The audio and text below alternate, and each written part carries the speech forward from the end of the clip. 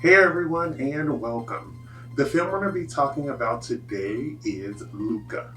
Fun fact: the cat in the film is named after the famous Italian diplomat Niccolo Machiavelli. The movie came out in 2021 and stars Jacob Tremblay, Jack Dylan Grazer, and Maya Rudolph, and was directed by Enrico Casarosa. So, without further ado, let's get right into it.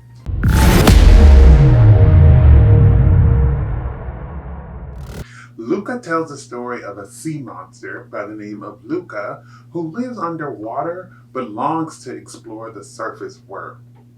He meets Alberto, and together they come up with a plan to travel the world on a Vespa. Now, Luca and Alberto must gather this money to buy this Vespa while also learning a little bit more about the human world. Don't forget to subscribe down below. Luca has an amazing voice cast. There's Jacob Tremblay, who was in Good Boys. Jack Dylan Grazer was in It. Maya Rudolph was in Bridesmaids. Jim Gaffigan was in The Jim Gaffigan Show. And Enrico Casarosa directed the award winning short film La Luna. Luca is a movie filled with adventure, a heartfelt story, and that signature Pixar storytelling. If you like films like The Little Mermaid, Brave, or even The Good Dinosaur, you may like Luca. The first thing I noticed when watching this movie was that the animation was so beautiful. The colors throughout the film are so vivid, and it really makes you want to take a trip to Italy. I just love hearing Maya Rudolph's voice in these animated films. She is great in films that she's in and always elevates the film, whether that be an animated film or a live action film, and this film is no different. I thought that she did a great job embodying this overprotective mother who really just wanted to protect her son, but it came off as she was trying to like hold him back. I thought that it was really cool that they decided to choose Italy as the location for this film. It was interesting too to look at some of the voice cast in the movie and find out that a good handful of the voice cast is actually Italian as well. So it was really cool that they not only focused this movie in Italy but decided to cast some people that were actually from there. The soundtrack for this movie was amazing as well. I love that they put so many Italian artists on this soundtrack. It really made the viewer feel immersed in this Italian culture.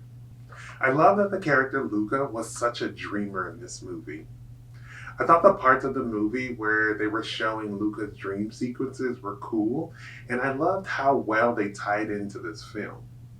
I thought this movie had a great message that you should always chase your dreams, no matter how crazy they are. Alberto was the one that really encouraged Luca to try new things in this film. I love how this film showed how sometimes you just need a friend to push you to do something that you normally wouldn't do, no matter what the outcome is. I think that that was one of the big themes of this movie, which is to try things that you aren't used to because you miss 100% of the shots you don't take.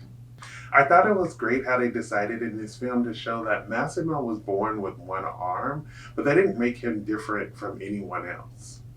I like that because this movie is geared towards kids, and I think it teaches them an important lesson that everyone is not going to be born the same, and that you should still treat them with the same respect you would treat someone else. I love how the grandmother in this film is like the cool grandmother who encourages Luca to live his life and, get into a little bit of trouble. I thought it was funny at the end how we find out that she's actually been visiting the town for years. I saw that someone called this movie Calamari by Your Name online, and I thought it was just a funny play on words. They were saying this because they felt that this movie kind of resembled Call Me By Your Name in the instance that it is set in Italy, probably around the same period that Call Me By Your Name is, as well as the fact that Luca is the main character in this movie, and the director who directed Call Me By Your Name's name is also Luca. My favorite part of this movie is when Luca finally faces his fears at the end.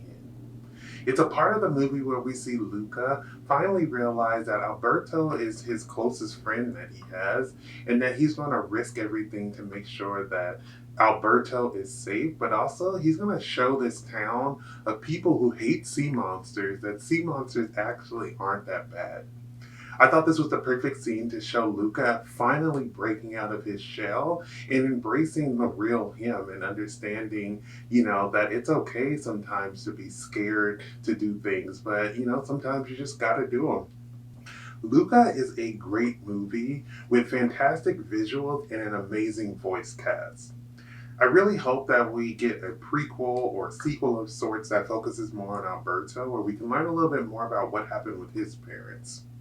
If you have not seen Luca, I suggest that you watch it on Disney Plus. Thank you for watching. I would love to hear your thoughts down below in the comments. If you have not subscribed, please do so you can keep up to date with more of my videos. But besides that, everyone stay safe, have fun, and goodbye.